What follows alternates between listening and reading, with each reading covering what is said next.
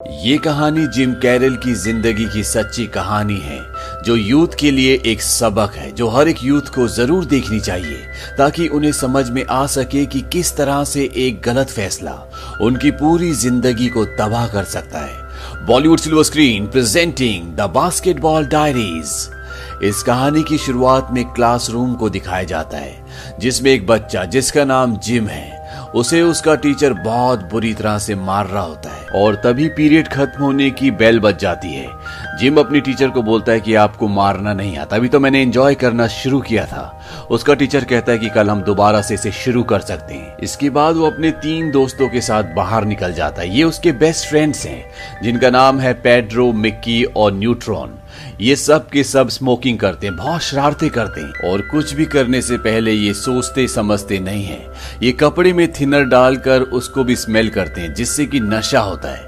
लेकिन जिम के अंदर एक खास बात होती है कि वो बास्केटबॉल बहुत अच्छा खेलता है। इनके स्कूल की टीम का एक दूसरे स्कूल की टीम से बास्केटबॉल मैच होता है, जहां पर जिम बहुत ही अच्छा परफॉर्म करता है और वो इस मैच को जीत जाते हैं। लेकिन जब मैच चल रहा था तो जिम का दोस्त पेड्रो वो लॉकर रूम में जाकर दूसरी टीम के सभी प्लेयरों की सभी इंपॉर्टेंट चीजें, यानी कि उनके पैसे, घड़ियां, सब कुछ चुरा लेता है। और जब ये चारों के चारों रेस्टोरेंट से बाहर आते हैं तो दूसरी टीम वाले इनके पास आते हैं और वो कहते हैं कि हमें पता है कि तुमने हमारी सारी चीजें चुराई हैं, चुपचाप वो हमें वापस लौटा दो।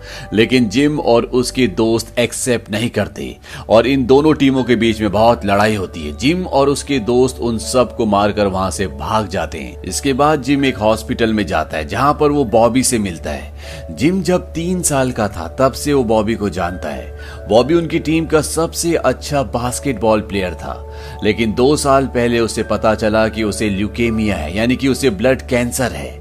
लेकिन जिम को पूरा विश्वास है कि वो उससे फाइट करके बाहर निकल जाएगा, और जिम ऐसा दिल से चाहता भी है, क्योंकि बॉबी उसका इस दुनिया में सबसे क्लोज फ्रेंड है।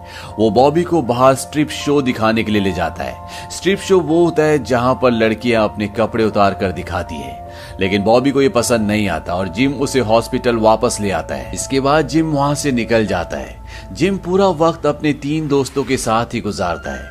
ये हमेशा मस्ती करते हैं और यहाँ तक कि ये प्रोस्टिट्यूट्स के पास भी जाते हैं। जिम की जिंदगी में बास्केटबॉल के अलावा एक और चीज होती है, और वो होती है उसकी राइटिंग। जब भी उसे वक्त मिलता है या उसके दिमाग में कोई थॉट आता है तो वो उसे अपनी नोटबुक में लिख लेता है।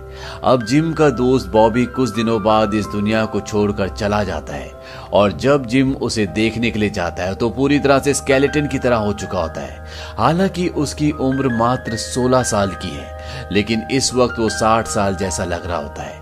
इस बात से जिम पूरी तरह से परेशान हो जाता है। उसे कुछ भी अच्छा नहीं लगता। अपने दोस्तों के साथ वो जब फिल्म देखकर वापस आ रहा होता है तो उसे ये भी याद नहीं होता कि उस फिल्म का सीन, उसकी स्टोरी क्या थी। हालांकि जिम के तीनों दोस्तों को बॉबी की मौत से बहुत ज्यादा फर्क नहीं पड़ा होता, लेकिन जिम अंदर से बहुत ज्यादा दुखी होता है। वो एक बेसमेंट में जाता है जहां पर लोग हीरोइन का नशा कर रहे होते हैं। हालांकि जिम को इंजेक्शन से बहुत ज्यादा डर लगता है, लेकिन वो अपनी जिंदगी में पहली बार हीरोइन का नशा करता है, और उस नशे को करने के बाद उसके अंदर जो सैडनेस, जो गिल्ट, जो दर्द होता है, वो सब का सब दूर हो जाता है।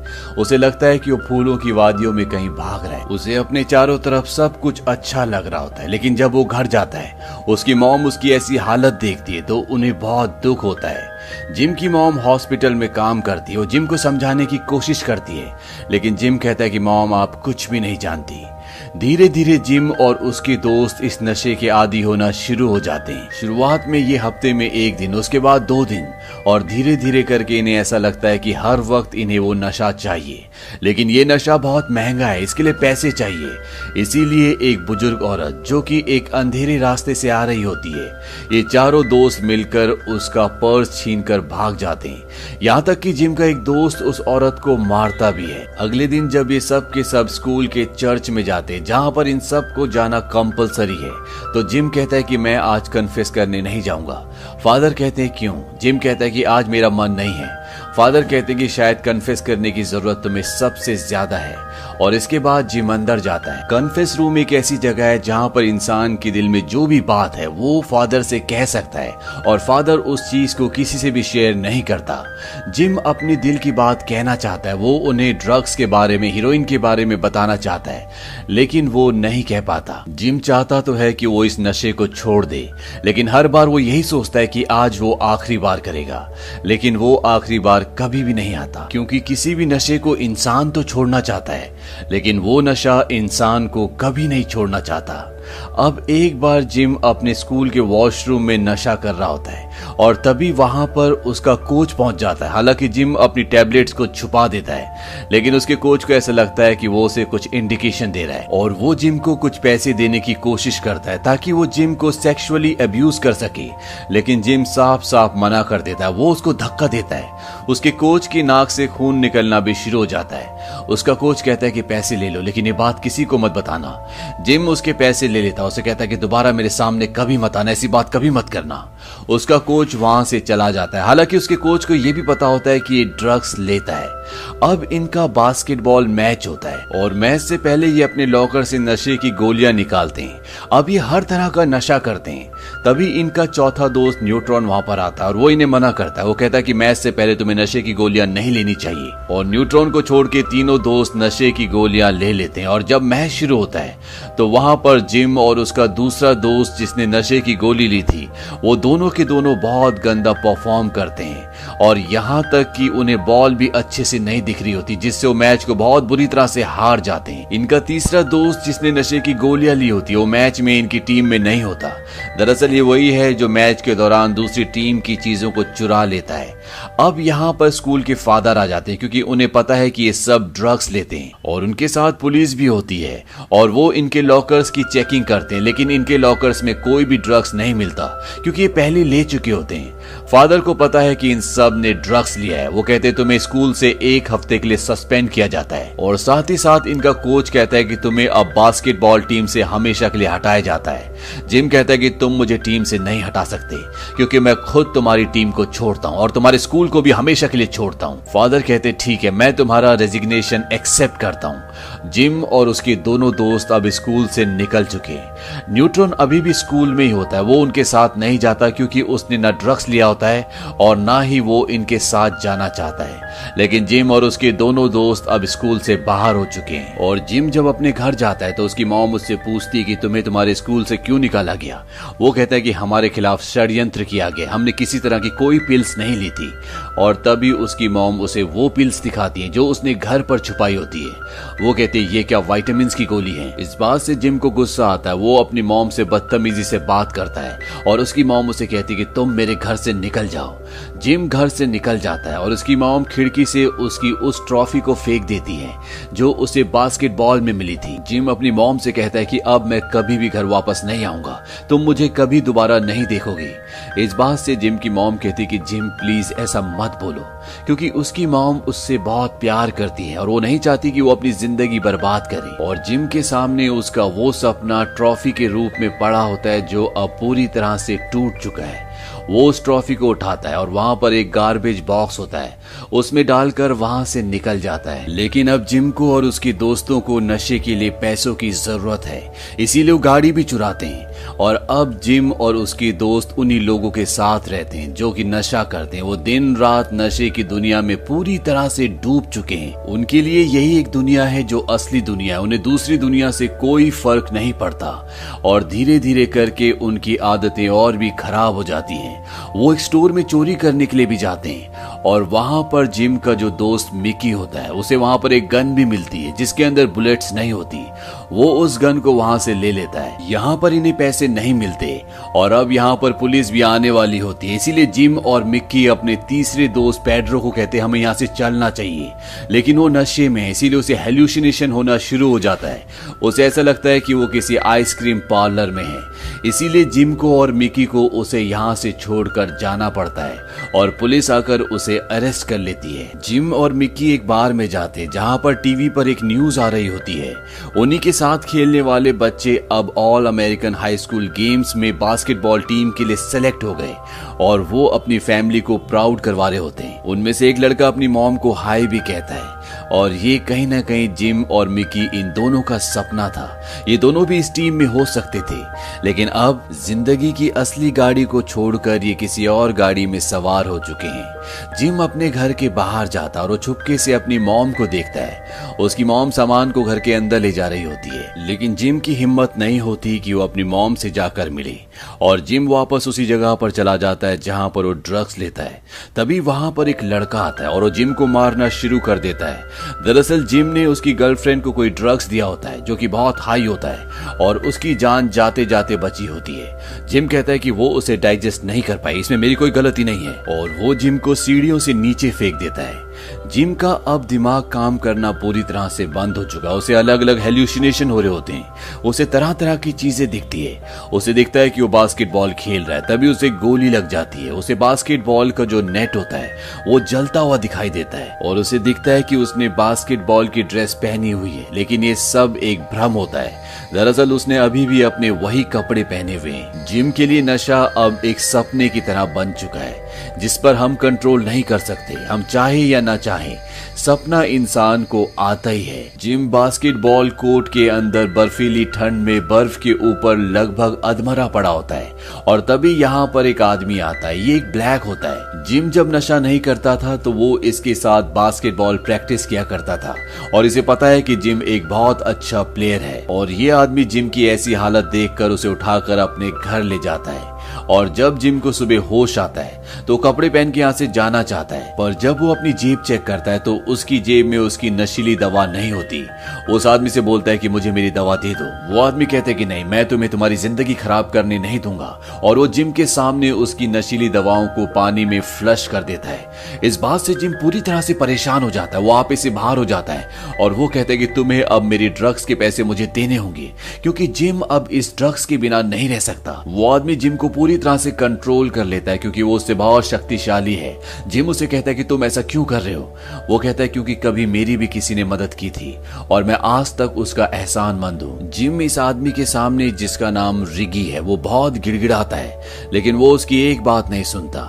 जिम कहता है कि मुझे सब कुछ घूमता हुआ नजर आ रहा है, लेकिन रिगी उसके कमरे के दरवाजे के बाहर बैठ जाता है। वो उसे यहाँ से नहीं जाने देना चाहता और वो उसे अपने पास ही रखता है।